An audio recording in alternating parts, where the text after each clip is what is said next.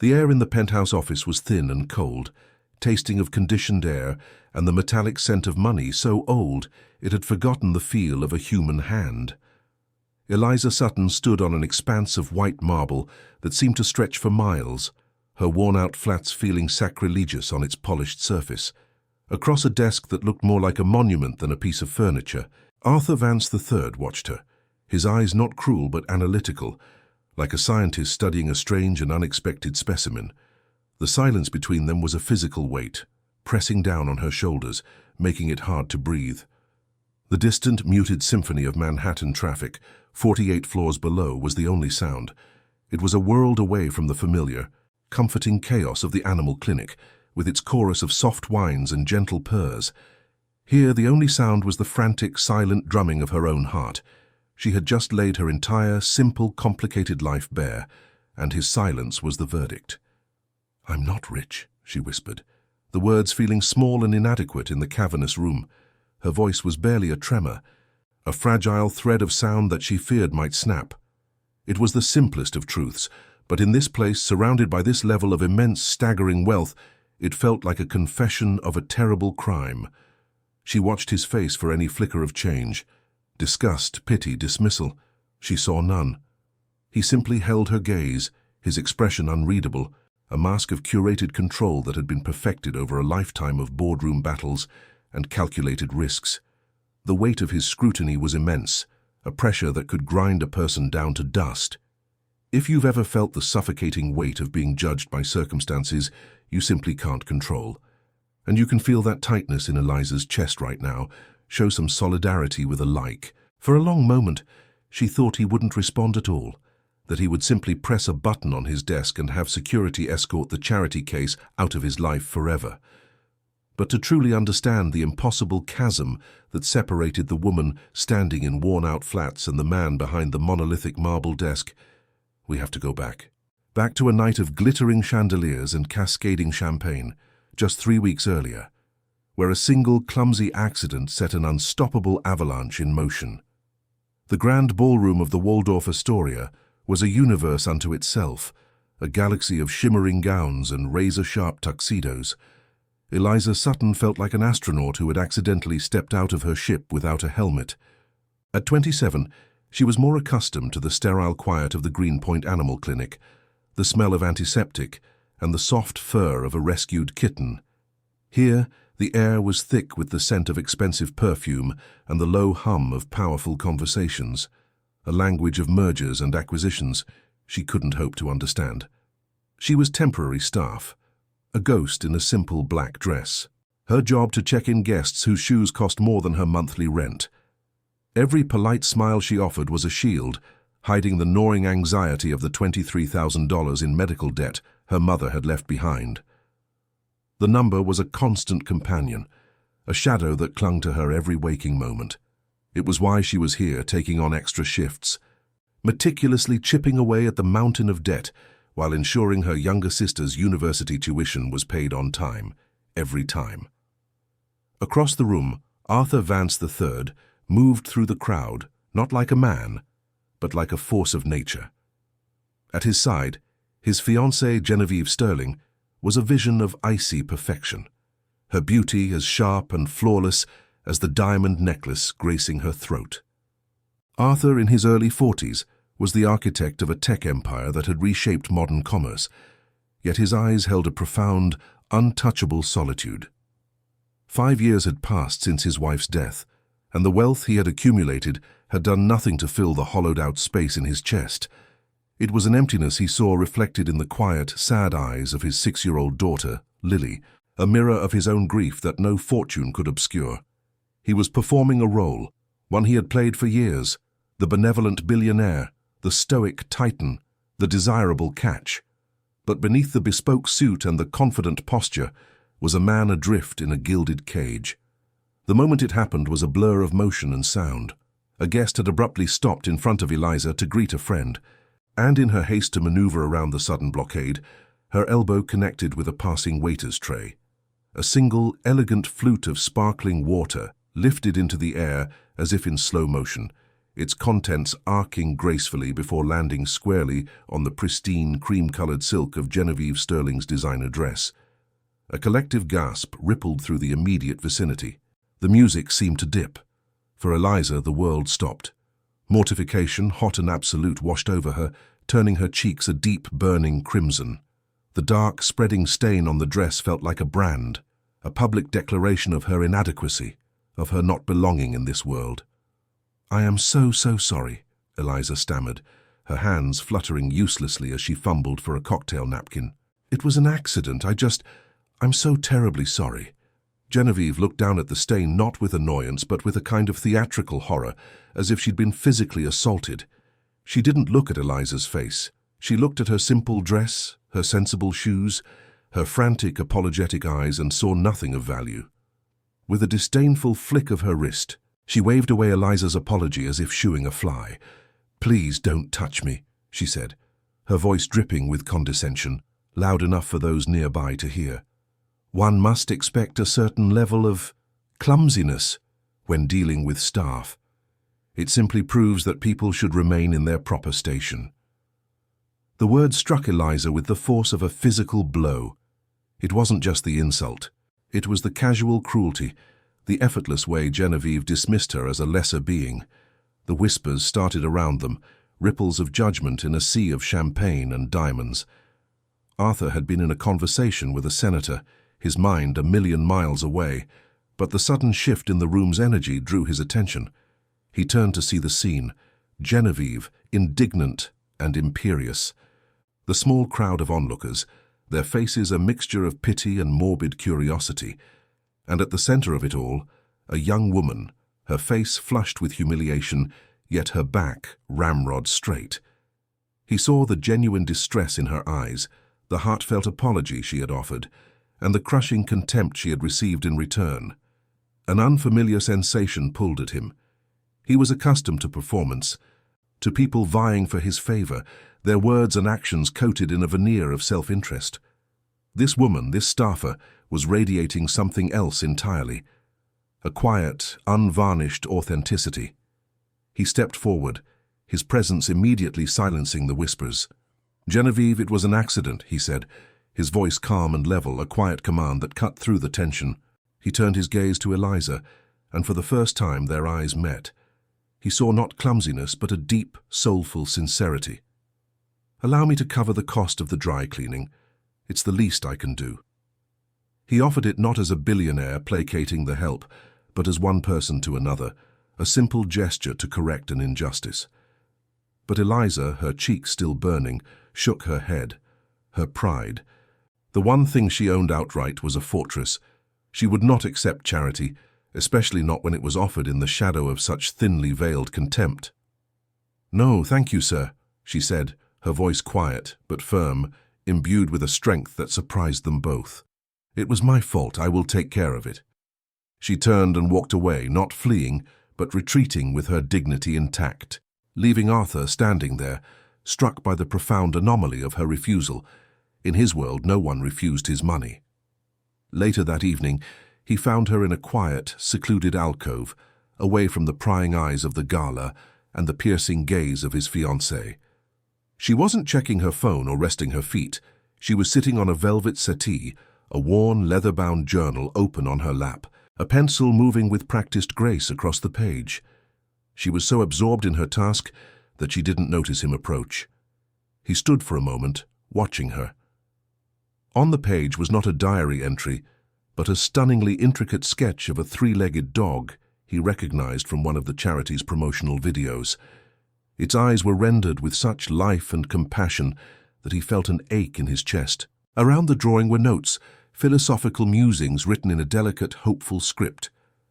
His body may be broken, but his spirit remembers how to run. "That's remarkable," he said softly, so as not to startle her. Eliza jumped, her head snapping up. She quickly closed the journal as if he had caught her with a secret. "I'm sorry, I was just taking a break." "You shouldn't be sorry," Arthur said, taking a step closer. "You have a gift." He gestured towards the closed book. "Is that what you do? You draw them?" She nodded, a shy smile touching her lips for the first time. "I'm a veterinary technician at a small shelter in Greenpoint. I draw all our rescues. It helps people see them, really see them, not just as damaged goods, but as souls." They talked for what felt like minutes, but was nearly half an hour. She spoke of her work not as a job, but as a calling. Her voice was filled with a genuine passion that was utterly captivating. She didn't once mention his company, his wealth, or the glittering world around them. She talked about the challenge of rehoming a pit bull with a bad reputation, the quiet triumph of nursing a starved cat back to health, the simple, profound joy of seeing an animal finally trust a human hand again. For the first time all night, Arthur felt the suffocating weight on his chest lift. He was listening to someone speak a language of kindness and compassion, qualities that had become all but extinct in the gilded cage he inhabited. He saw in her a life of purpose, a stark contrast to his own, which had become a relentless pursuit of more things that only left him more hollow. "Your shelter," he said, his voice taking on a decisive tone. "It's underfunded, I assume." Eliza gave a small, wry laugh. "That's the understatement of the year." "I'd like to make a donation," he stated, not asked. "On behalf of the Vance Foundation, $100,000. Eliza's eyes widened, her mouth falling open slightly. She was speechless. The sum was life-altering. It was 4 times her mother's debt. It was new equipment, a year's worth of medicine, a fighting chance for dozens of animals. Tears pricked the corners of her eyes. I don't know what to say." "I don't have to say anything," he said, a rare, genuine smile touching his own lips. He extended his hand, a formal gesture made suddenly intimate by the charge in the air between them. "You've already shown me more than enough." As she placed her small, calloused hand in his, a subtle, unexpected current passed between them.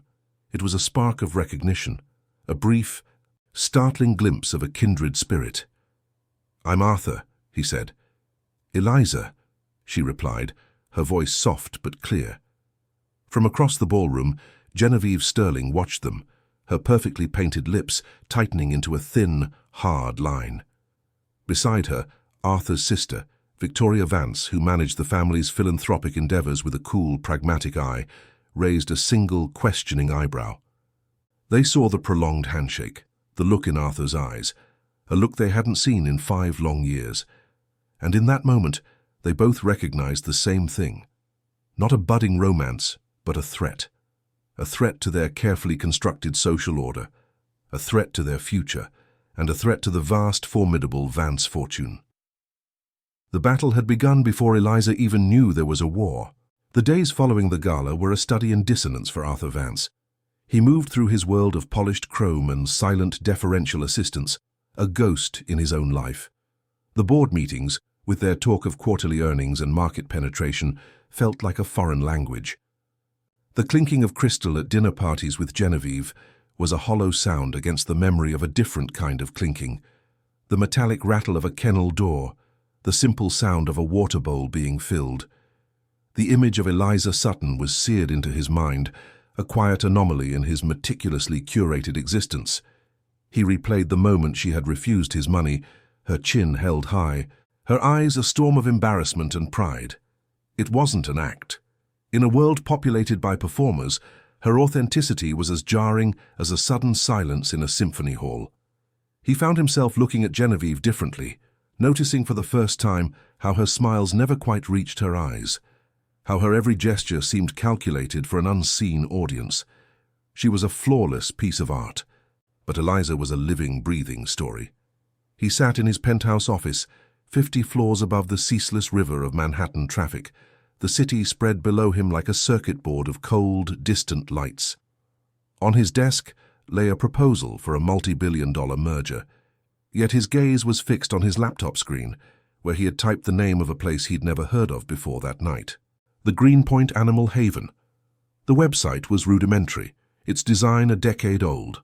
The pictures were slightly blurry, showing volunteers holding scruffy-looking dogs and cats with wary eyes. There was a donation button, a small thermometer graphic showing they were only 12% of the way to their modest goal for a new roof. It was so far removed from the Vance Foundation's slick, corporate philanthropy that it felt like a different universe. He knew he couldn't just appear there. It would be an intrusion, a grotesque display of his power imbalance. He needed a reason, a shield. The $100,000 donation he'd offered at the gala was the perfect key.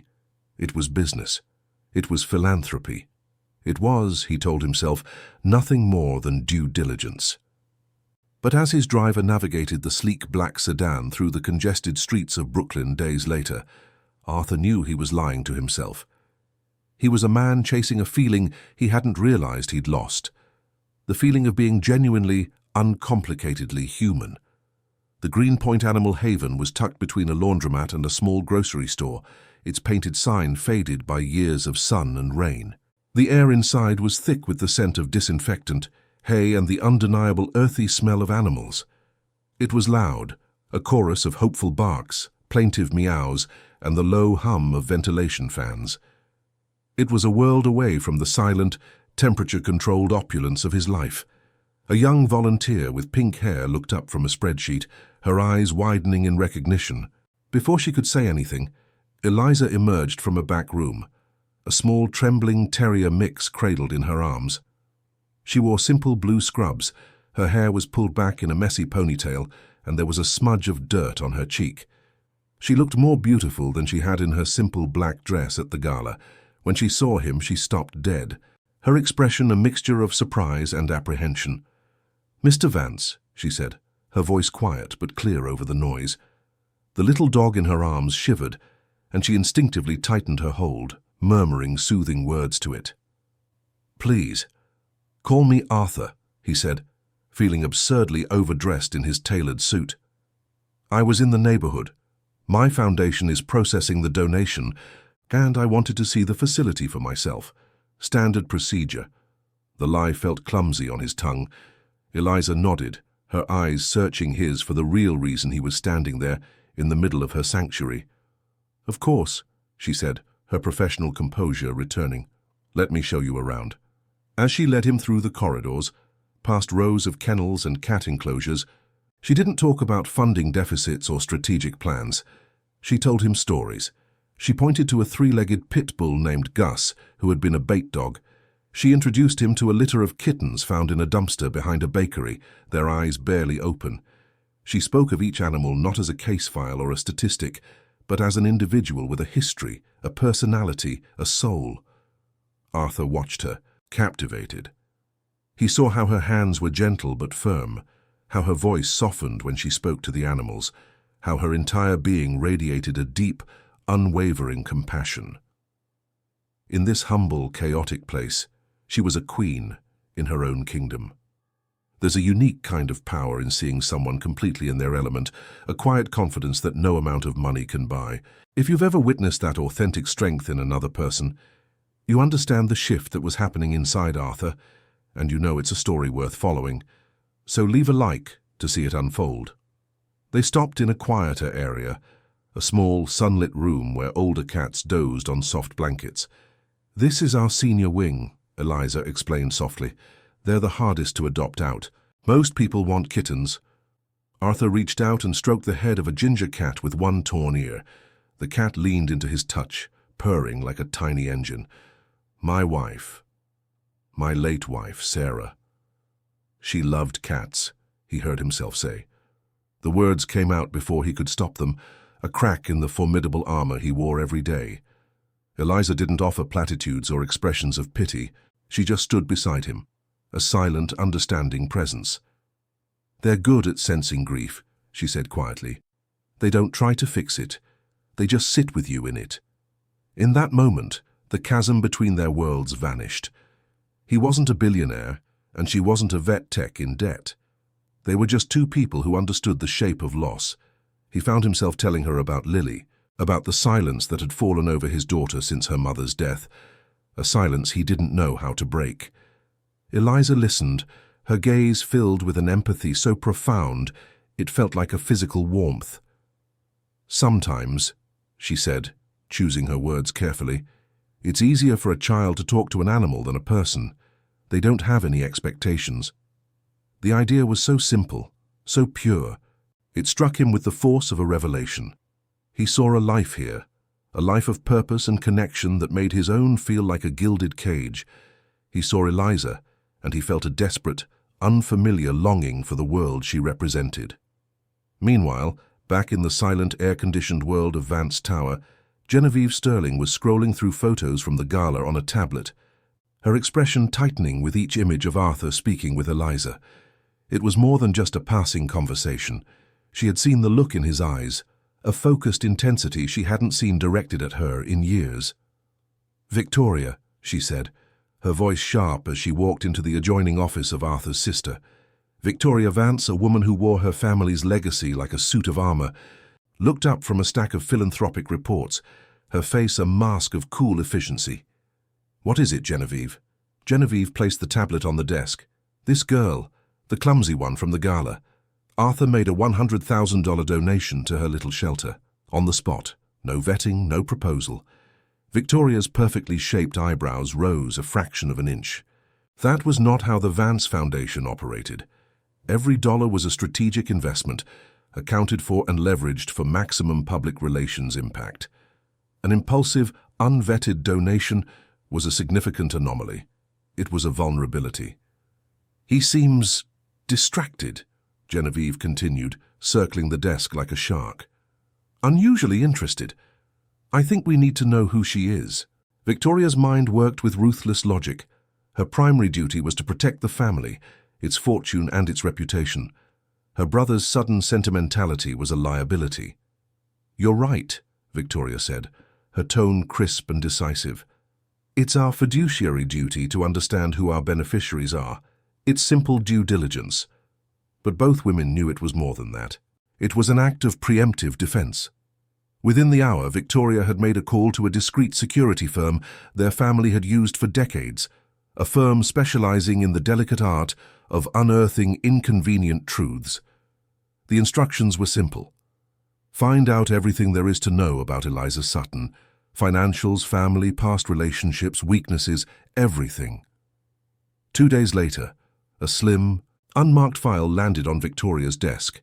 She and Genevieve read through it together in the sterile silence of her office. The contents were, from their perspective, exactly what they had suspected and hoped for. They saw the $23,000 in medical debt from her mother's illness. They saw the student loans she was co-signing for her younger sister. They saw her meager salary, the part-time jobs, the cramped apartment she shared. To them, the numbers didn't spell resilience, they spelled desperation. The story wrote itself. A struggling girl, drowning in debt, sees an opportunity with a lonely, grieving billionaire. It was a classic, sordid tale as old as money itself. "A predator," Genevieve murmured, a triumphant glint in her eyes. "She's a classic gold digger. Victoria. She's targeting him." Victoria closed the file, her expression unreadable but her decision made. "Arthur is vulnerable right now," she stated, her voice devoid of emotion. "He needs to be protected from this, from her." The campaign began subtly. That evening, as Arthur returned from another unannounced business trip to Brooklyn, feeling lighter than he had in years, Victoria caught him in the hallway of the penthouse.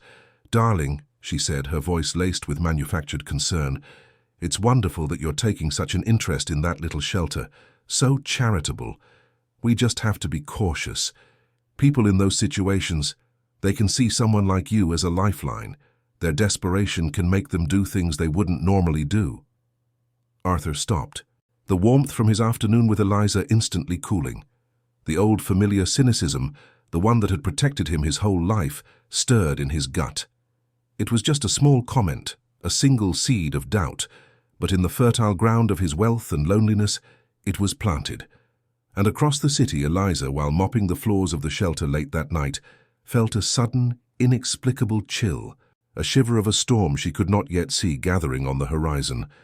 The polished mahogany of the boardroom table gleamed under the recessed lighting, reflecting the severe, focused expressions of the two women seated across from each other. Outside, the city of New York hummed with its endless, indifferent energy, but inside Arthur Vance's private 40th floor office, the air was still and cold, charged with the precision of a surgical strike. Genevieve Sterling placed a slender, leather-bound portfolio in the center of the table.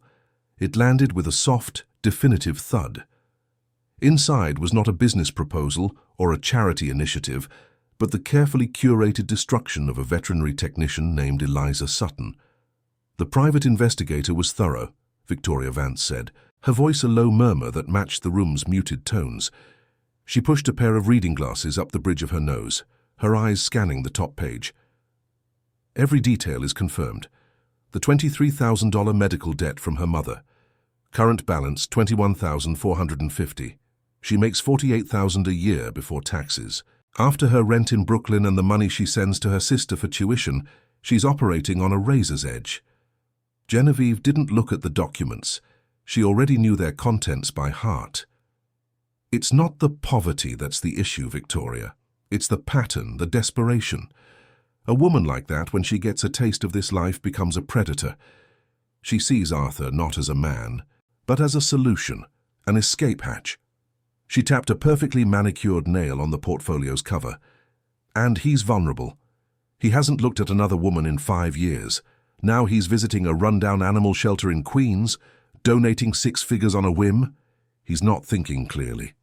Victoria sighed, a flicker of something almost like guilt crossing her features, before it was suppressed by pragmatism.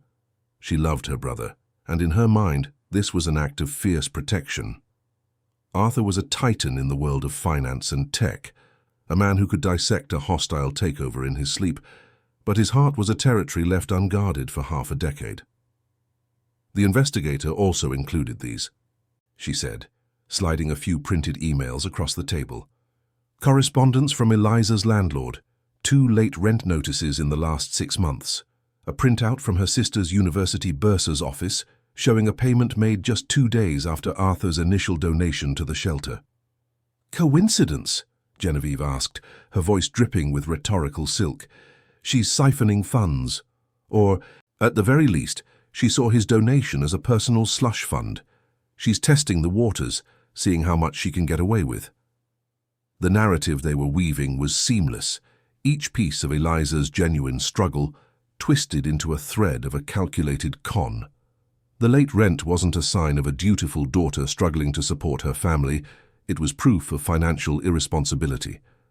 The timely tuition payment wasn't a loving sister's sacrifice, it was the first taste of a mark's money. We present this to him logically, Victoria decided, closing the portfolio.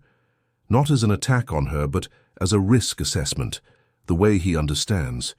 We are the stewards of this family's legacy, Genevieve, and that legacy is built on strength, not on foolish sentiment. Genevieve smiled, a thin, satisfied curve of her lips. Exactly. We're not telling him who to love, we're just showing him the price tag. When Arthur entered the office an hour later, the atmosphere had been carefully set.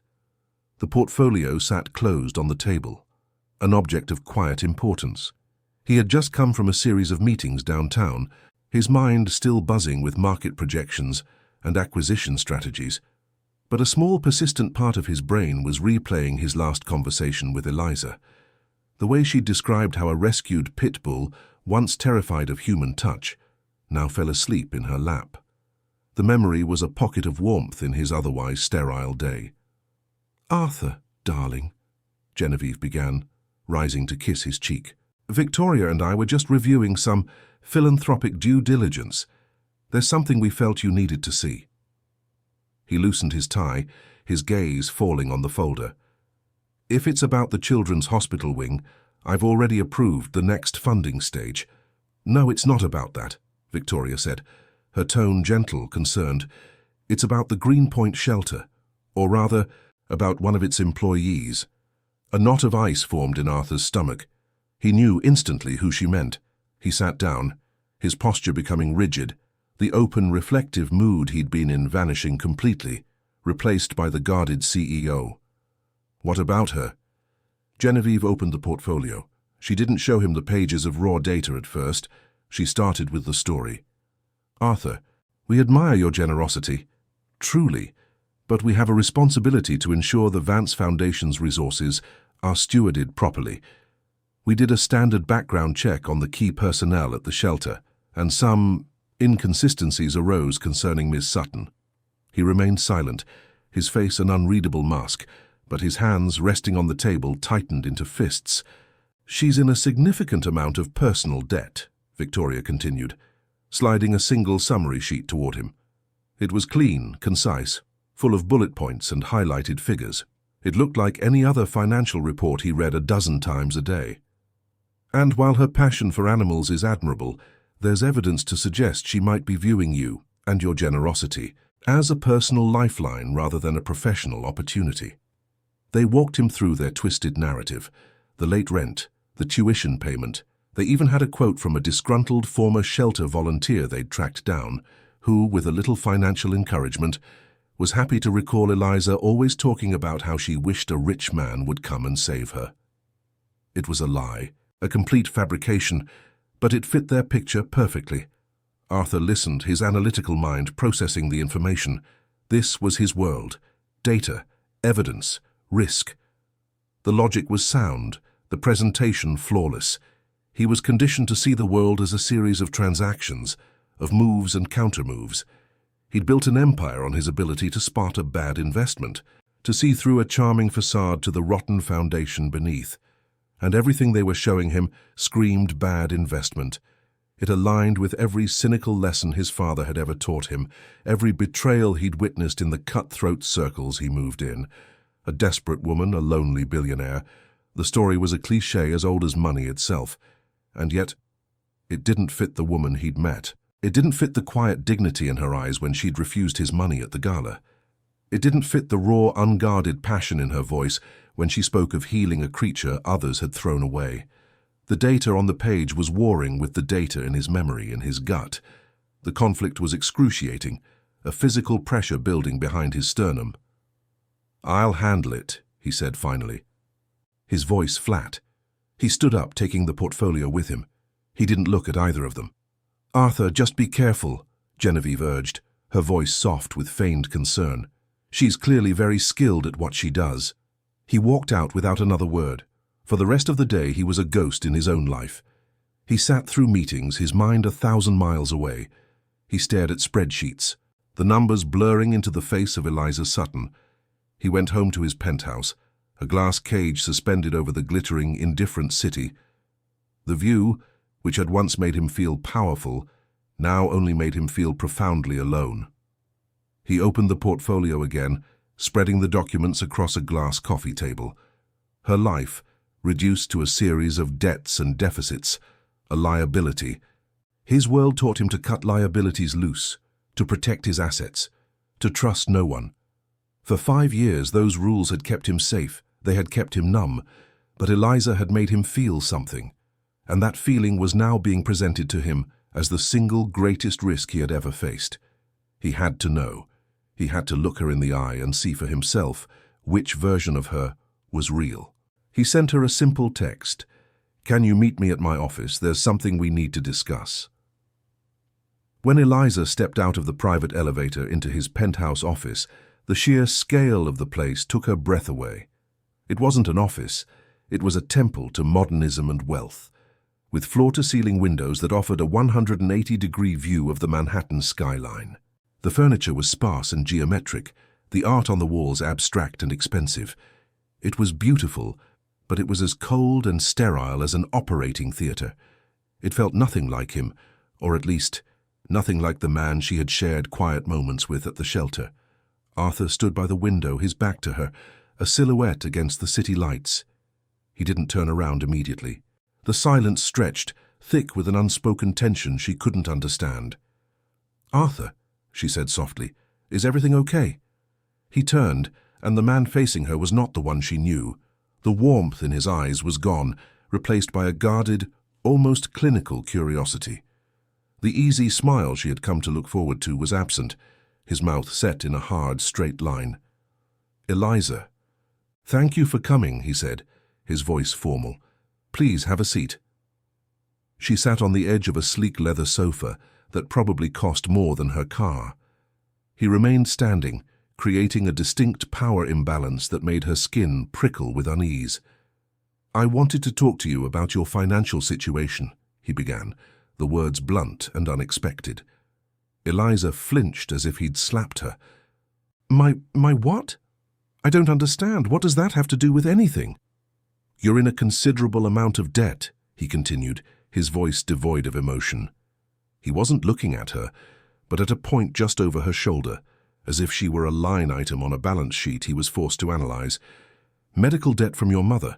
You struggle to make rent. You support your sister through university. A hot, shameful blush crept up her neck. He had investigated her. The realization was a punch to the gut. The easy conversations, the shared vulnerability. Had it all been a lie? An interview? A test? How do you know all that? She whispered, her voice trembling. It's important for me to understand the people I associate with. No, he said, the word associate landing like a stone. Eliza, what is it you're hoping to gain from this friendship? The devastation was immediate and absolute. It wasn't just the accusation, it was the source. This wasn't Genevieve's open contempt, which was easy to dismiss. This was doubt from the one person who had made her feel seen, who had looked past her simple clothes and tired eyes and connected with her spirit. His distrust was a poison that seeped into every kind memory she had of him, tainting them all. Tears welled in her eyes, but she fought them back with a force of will that surprised even herself. She would not cry in front of him. She would not prove his suspicions correct by acting like a hysterical, desperate woman. She stood up, her small frame radiating a dignity that seemed to push back against the oppressive grandeur of the room. Gain? She repeated, her voice low and strained. I thought I had gained a friend. Someone who understood that a life's value isn't measured by a bank account. I guess I was wrong. He finally met her gaze, and she saw the conflict raging there, the cold logic of his world fighting the nascent emotion she had awakened in him. He was trapped between the portfolio of lies on his table and the undeniable truth standing before him. He took a step closer, his voice dropping, almost pleading for an explanation that would make sense in his world. The timing of your sister's tuition payment, the day after my donation. My fiancée, my sister, they think you're an opportunist, they think you're playing me, tell me they're wrong. That was it, the final blow. The crushing weight of it all, the debt, the grief, the endless work, and now this cruel, baseless judgment pressed down on her. The fight went out of her, replaced by a profound, hollow sadness. All the complex defenses she might have mounted, all the impassioned speeches she could have made, felt useless. They were speaking different languages. He spoke the language of assets and liabilities, of profit and loss. She only knew the language of the heart. She looked him directly in the eye, her own gaze clear and stripped of all artifice. The tears were there, glistening, but they did not fall.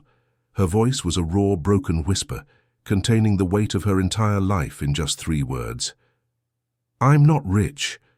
The sentence hung in the air between them, simple, devastating, and absolute. It wasn't a defense. It was a statement of fact, a confession of her reality.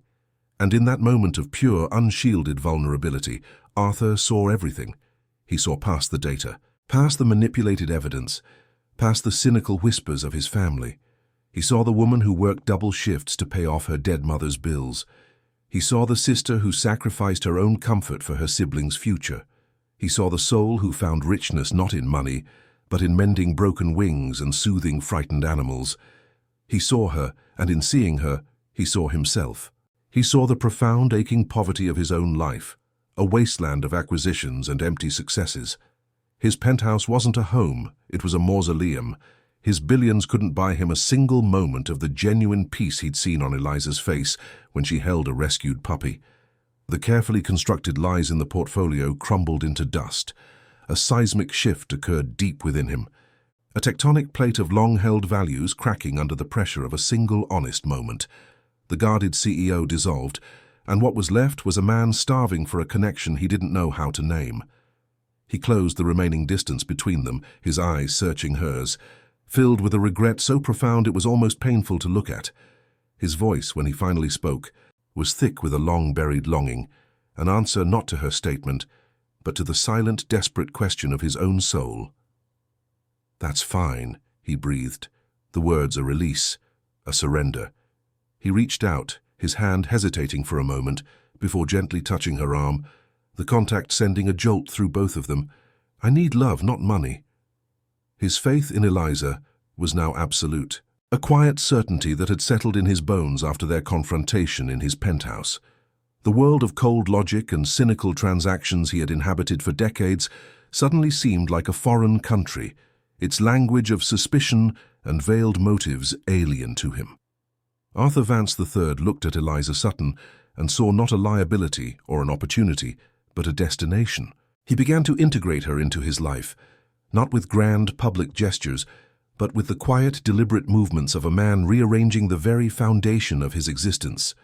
He ignored the clipped, icy tones of Genevieve's phone calls, which grew more frequent and more demanding.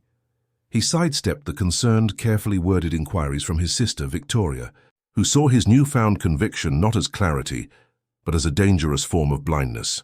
Their objections were like static from a distant radio station, easily tuned out by the clear, resonant frequency of his own heart. The most significant step, the one that held both the greatest risk and the most profound promise, was introducing her to Lily. His daughter, his quiet 6-year-old shadow, was the fragile core of his world.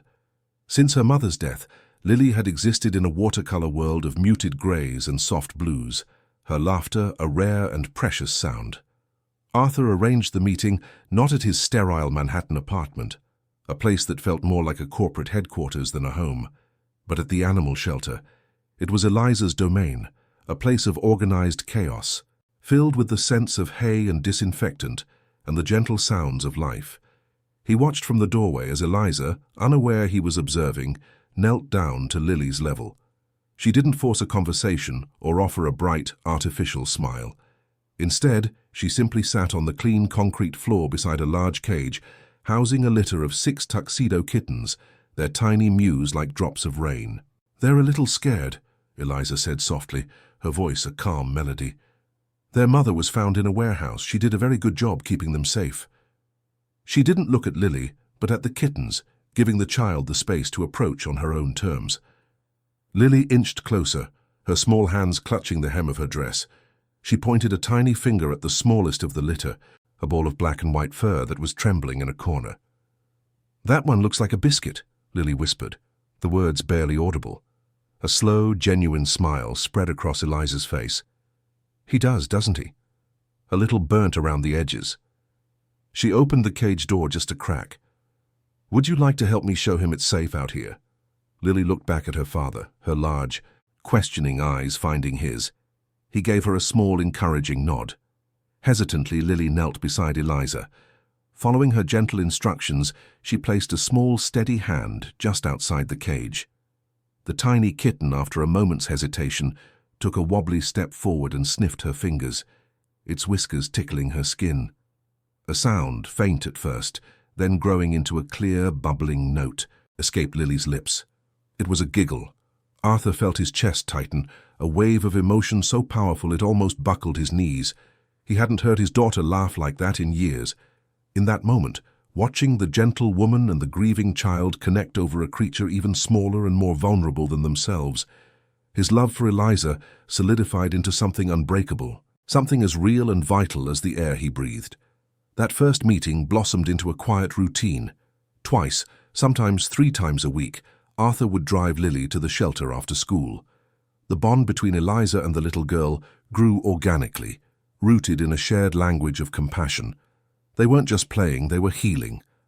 Eliza taught Lily how to properly hold a guinea pig, how to listen to a dog's heartbeat with a stethoscope, and how to recognize the subtle signs of trust in a feral cat. Under Eliza's patient guidance, Lily began to emerge from her shell. The muted colors of her world slowly brightened. She started drawing again, not the sad gray shapes she used to, but vibrant pictures of smiling dogs and cats with names she'd invented. Arthur would often find himself standing back, a silent observer to this gentle miracle. He saw Eliza not as a replacement for Lily's mother, but as a bridge back to the joy that grief had stolen. He saw the way Lily would instinctively reach for Eliza's hand, the way her entire face would light up when Eliza's old Subaru pulled into their driveway for a weekend visit. Each smile, each shared secret between them, only deepened Arthur's conviction. This was right. This was real. Genevieve Sterling, however, saw something very different. From her penthouse overlooking Central Park, a gilded cage of her own making, she watched her future, a future of immense wealth, unparalleled social standing, and the coveted Vance name, slipping through her fingers like grains of sand. Arthur's polite but firm dismissals, his increasing unavailability, and the whispers from her social circle about the vet tech were not just insults, they were declarations of war. She had invested years in this engagement, carefully navigating the complex world of the New York elite, cultivating the right friendships, and molding herself into the perfect corporate spouse. She would not be undone by a woman in worn-out scrubs who smelled of animals. Realizing she had lost him, that her subtle manipulations and whispered poisons had failed, her fury curdled into a cold, vengeful resolve. If she couldn't have Arthur Vance, she would destroy the one thing he now seemed to value more than his own empire. She would burn Eliza Sutton's world to the ground. Her final attack was not a spontaneous act of rage, but a masterpiece of malicious calculation. She contacted a man named Julian Croft, a public relations fixer who operated in the murky depths of tabloid journalism, a man for whom truth was a commodity to be bought and sold. In a series of encrypted messages and a single untraceable phone call, she laid out the narrative. It was a work of fiction, but it was built on a foundation of carefully twisted facts that made it chillingly plausible. She gave him Eliza's financial records, procured by Victoria's investigator, highlighting her debts and modest income. She provided a list of past high-value donors to the shelter, reframing Eliza's professional gratitude as a pattern of predatory behavior. She painted a picture of a master manipulator, a cunning opportunist who used sick animals as bait to ensnare a grieving billionaire. The story was crafted not just to humiliate Eliza, but to obliterate her credibility, poison her passion, and turn her life's work into a source of public shame. The scandal erupted on a Tuesday morning. It wasn't on the front page of the New York Times, but somewhere far more insidious. A popular, venomous gossip blog called The Gilded Cage. The headline was brutal, designed for maximum clicks and shares. The vet tech vulture. Inside Eliza Sutton's plot to capture a grieving billionaire. The article was a cascade of half-truths and outright lies, illustrated with a grainy photo of Eliza leaving the shelter, looking tired, and a sleek, paparazzi shot of Arthur looking somber. It detailed her debts, suggesting a desperation that drove her to target Arthur at the gala. It twisted her dedication to the shelter into a long con, a strategic move to gain access to wealthy patrons. Anonymous sources, fabricated entirely by Julian Croft, were quoted describing her as shameless and calculating. The digital ink was barely dry before the story spread like wildfire across social media, amplified by a network of bots and influencers on Croft's payroll. For Eliza, the world fell away.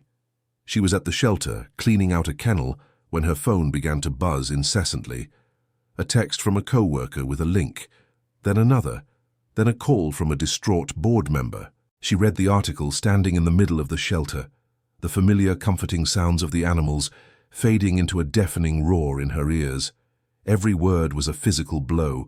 Her kindness was reframed as manipulation, her compassion, a weapon, her poverty, a motive for a crime she didn't commit. Her face, her name, her life's work were being torn apart by strangers on the internet. The comments section was a sewer of vitriol, calling her a gold digger, a parasite, a disgrace. Within hours, the shelter's phone line was jammed with calls from angry donors threatening to pull their funding. Her boss, a kind but overwhelmed man, had to ask her to go home, his eyes filled with pity and fear. Driving back to her small apartment, the city lights blurred through a thick curtain of tears. It wasn't just her reputation that was shattered, it was her very sense of self. The one thing she had in the world, her integrity, had been stolen and twisted into something ugly. She felt the crushing weight of public judgment and a terrifying, suffocating fear of losing the one good, pure thing that had entered her life, her fragile, budding connection with Lily. Victoria Vance, meanwhile, was experiencing her own quiet storm. She had been the one to initially procure the investigator's report on Eliza, driven by a fierce, if misguided, sense of protection for her brother and the family legacy. Though she had fed Genevieve information, She had believed their efforts were merely a vetting process, a necessary evil to expose a potential threat. She never imagined it would escalate to such a public, vicious assassination of character. A profound unease had settled over her as she watched her brother's genuine happiness blossom. Now, reading the article, a sick feeling churned in her stomach. This felt different. This felt like Genevieve's handiwork, too cruel, too precise. Wanting to confirm the extent of the damage and perhaps find a way to mitigate it, she contacted her investigator for his complete, unedited file on Genevieve herself, something she'd requested as a precaution weeks ago. The encrypted file arrived in her inbox that evening. It contained financial records, phone logs, and several audio files. She clicked on the most recent one, dated just 3 days prior. She put on her headphones, the silence of her study amplifying the sound. The recording began. It was Genevieve's voice, clear and cold, speaking to a man she called Julian. Victoria's blood ran cold as she listened, her knuckles turning white as she gripped her desk. Genevieve wasn't just confirming the story, she was gloating, laughing as she detailed the specific lies she had invented, mocking Eliza's poverty, and outlining the next phase of her attack. "By the time I'm done," Genevieve's voice purred through the headphones, "she won't be able to get a job cleaning cages in Antarctica. He'll come crawling back, they always do." The audio file ended. Victoria sat in the profound silence, the echo of that cruel laughter ringing in her ears. It was irrefutable. It was monstrous. In that moment, the carefully constructed walls of her world, built on social standing, family loyalty, and cynical pragmatism, crumbled into dust. She was not a protector. She had been an accomplice, and the weight of that terrible, undeniable truth threatened to crush her completely. The Greenpoint Animal Shelter had never hosted a press conference. The air, usually thick with the scent of antiseptic and the soft, earthy smell of hay and animal fur, was now charged with the electric hum of media equipment and the sharp, metallic tang of ozone from camera flashes. Dozens of reporters, a pack of hungry wolves from New York's most prominent news outlets, were crammed into the main adoption room, their expensive shoes scuffing the worn linoleum floors. They had been summoned by Arthur Vance III for an emergency statement regarding the scandal that had engulfed his engagement, and the location was the first of many surprises. They expected a sterile corporate boardroom, a place of power and control. Instead, they were surrounded by kennels, where curious dogs watched with tilted heads, and cats blinked lazily from carpeted perches. In the back of the room, partially obscured by a tall rack of donated pet food, stood Eliza Sutton. Her heart hammered against her ribs, a frantic drumbeat against the silence of her own terror. She felt exposed, a specimen under a microscope, even though no one was looking at her. The weight of 1,000 strangers' judgment felt like a physical pressure, threatening to crush her. The side door opened, and a hush fell over the room. Arthur Vance stepped through, not in the armor of a bespoke power suit, but in a simple dark sweater and trousers. He looked directly at the assembled press, his face a mask of calm, resolute focus. But it wasn't him that drew the collective gasp from the room. It was the woman who walked in beside him. Victoria Vance, her expression grim and her posture ramrod straight, stood shoulder to shoulder with her brother. There was no warmth between them, but there was an undeniable, unshakable solidarity. This was not the narrative anyone had expected. Eliza's breath hitched. She had expected to be defended, perhaps, but she had never imagined this schism in the Vance family, this public realignment of loyalties. Victoria, who had looked at her with such undisguised disdain, was now standing as a silent, powerful witness on her behalf. Arthur stepped up to the hastily erected podium, a simple wooden lectern borrowed from a local community center. He didn't clear his throat or shuffle papers. He simply began to speak, his voice low but carrying a new kind of authority, one born not of wealth, but of conviction.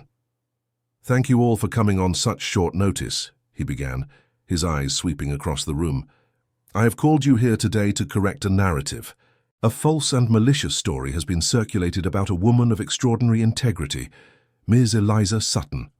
He paused, letting her name hang in the air, a shield against the slander. This story was designed to destroy her reputation and to manipulate me. It was a fiction crafted from cruelty and greed, and I am here to provide you with the facts." He gestured to a large monitor set up beside the podium. "What you are about to see is the truth in its ugliest form." Victoria stepped forward and handed a small audio player to a technician. A moment later, a voice filled the room. Genevieve Sterling's voice, sharp and confident, laced with venom. It was a recording of a phone call, clear and undeniable. "Just make sure the blog post emphasizes her debt," Genevieve was saying. "Frame it as desperation. We need to make her look like a predator who latched onto the first billionaire she saw. Mention her family's struggles. The public loves a story about a gold digger getting her comeuppance. Arthur is sentimental, but he's also a businessman. He responds to risk. We'll make her the risk he can't afford to take." The recording continued for another minute, detailing the entire malicious plan, from the falsified financial implications to the specific emotional triggers designed to alienate Arthur. When it ended, a profound, shocked silence descended upon the room. The reporters, so accustomed to spin and speculation, were momentarily stunned by the raw, irrefutable evidence of the deception. Arthur let the silence linger, a verdict in itself. "The author of that fiction," he said, his voice now edged with ice, "was my former fiancée, Genevieve Sterling. Her actions were not only a betrayal of my trust, but a calculated and cruel attack on an innocent person. Therefore, effective immediately, my engagement to Miss Sterling is terminated." The words were delivered with the finality of a judge's gavel.